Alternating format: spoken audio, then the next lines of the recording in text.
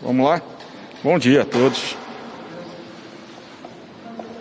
Tudo bem lá na CNN? Você estava meio nervosa ali no caminho. É que eu sou meio pequena. A reunião de hoje, saímos com algum resultado, falaram para a gente que seria no dia 1º a eleição, e a minha dúvida, se realmente for no dia 1º, como que fica a situação em relação ao Senado? Porque falaram para a gente que vai ser no dia 2, e normalmente são no mesmo dia, ou pode ter uma negociação de mudança, como que fica? O Senado vai ser que dia? Dia 2. Geralmente é dia 2, mas eu não sei por que a parte dos membros da mesa entendeu que tinha que ser dia 1º. Eu acho que vai acabar sendo dia 1º à noite, né? Seria melhor começar dia 2 pela manhã, né? Mas isso não é o maior problema. Se decidiu também, por maioria, contra o meu voto, não ter nenhuma flexibilidade de votação remota para os deputados e deputadas no grupo de risco, né?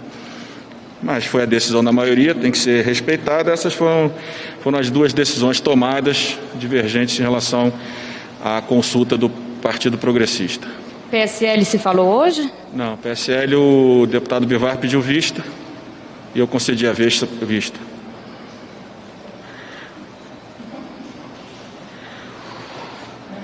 Regimentalmente, essa vista só poderia votar o processo depois de 2 sessões plenárias, não é isso?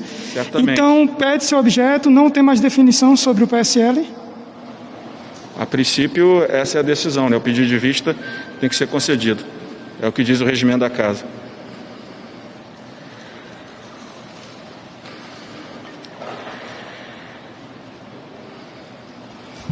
Presidente, bom dia.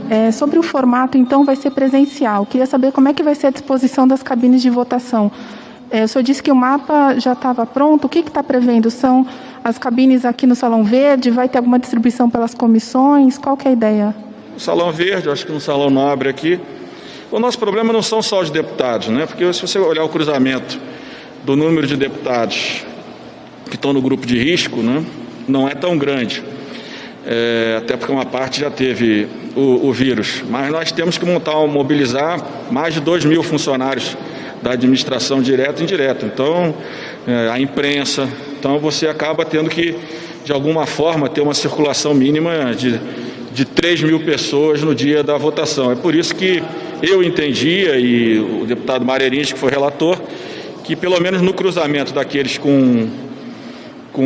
estão na área, no grupo de risco, que eles pudessem ter o direito de votar de forma remota. Isso reduziria a presença de parlamentares e automaticamente reduziria muito a presença de servidores da Câmara ao mesmo momento dentro do ambiente da Câmara, que nós sabemos que esses ambientes são de pouca circulação de ar, né? Nós vimos o que aconteceu no Supremo Tribunal Federal na posse do presidente Fux, quantas pessoas foram contaminadas, e até agora um ex-ministro do STJ ontem faleceu, que estava presente na posse do presidente Fux, não por culpa do presidente Fux, ou minha, ou do presidente Davi, ou de ninguém, mas esses prédios aqui, todos eles são de pouca circulação. E o que nós temos de informação é que quanto maior a circulação de ar, menor o risco de contaminação, de contágio. Então, por isso que foi o que nós defendemos para proteger não apenas deputados e deputadas que estão no grupo de risco, principalmente os funcionários da Casa, a imprensa, já que nós já fizemos eleição de membros da mesa de forma remota. O deputado Expedito foi eleito de forma remota. Nós entendíamos que não tinha problema, mas a mesa é soberana, decidiu por esse formato, mas eu fiz questão de deixar claro a cada deputado e a deputada Soraya que eu ia registrar o meu voto na reunião e ia registrar meu voto para a opinião pública, já que essa questão, quando trata de vidas, a gente precisa ter muito cuidado, não é? A tese de que as eleições gerais foram presenciais é uma tese completamente distinta. A eleição presencial, você circula 1, 2, 3 quadras, geralmente, da sua casa, em 99% dos casos. Aqui nós vamos ter que trazer parlamentares de 27 estados, no momento de crescimento da pandemia, que vão trazer e levar o vírus para os seus estados. A gente vê o que acontece em Manaus, a gente começou a ver já que a taxa de contágio em São Paulo já atingiu o indicador acima de 1. em todas as regiões. Então, a impressão que dá é que nas próximas 2, 3, 4 semanas nós teremos um aumento rápido dos casos de coronavírus e numa segunda onda, onde parece, pelas informações que os médicos vêm passando e as médicas, que esse vírus contamina mais, leva mais pessoas às UTIs e é mais letal que o que nós tivemos no primeiro semestre, no início do segundo semestre do ano passado. Foi por esse motivo que a gente fez a defesa, mas a mesa divergiu e o resultado da mesa precisa ser respeitado.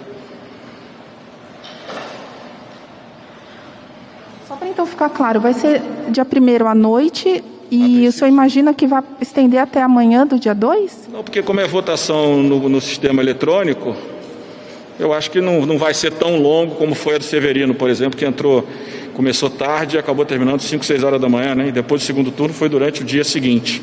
Acho que não, acho que com voto eletrônico é mais fácil, né?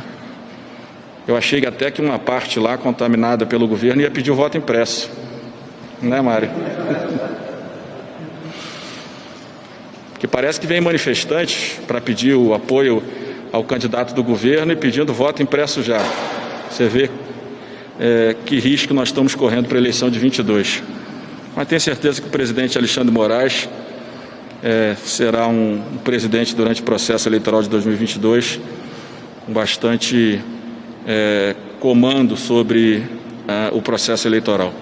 Presidente, Solidariedade está reunido agora para ver como que vai funcionar o apoio. O senhor já tem alguma notícia de lá? A notícia que a gente tem é que seria apoio para o Baleia. O senhor já foi informado? Eu não trato do partido dos outros, principalmente antes da decisão. Você sabe que eu torço para o Botafogo e as coisas para os botafoguenses, elas nunca são normais.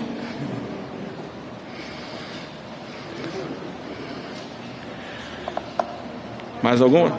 Vocês estão meio sem graça hoje, hein? Presidente, sobre vacinação, como que o senhor viu? O senhor se manifestou ontem nas redes já? Queria que o senhor comentasse. Parabenizar o governador Dória, principalmente o Instituto Butantan, mas também o governador Dória, que foi criticado, foi desrespeitado nas redes sobre a parceria com o laboratório chinês, né?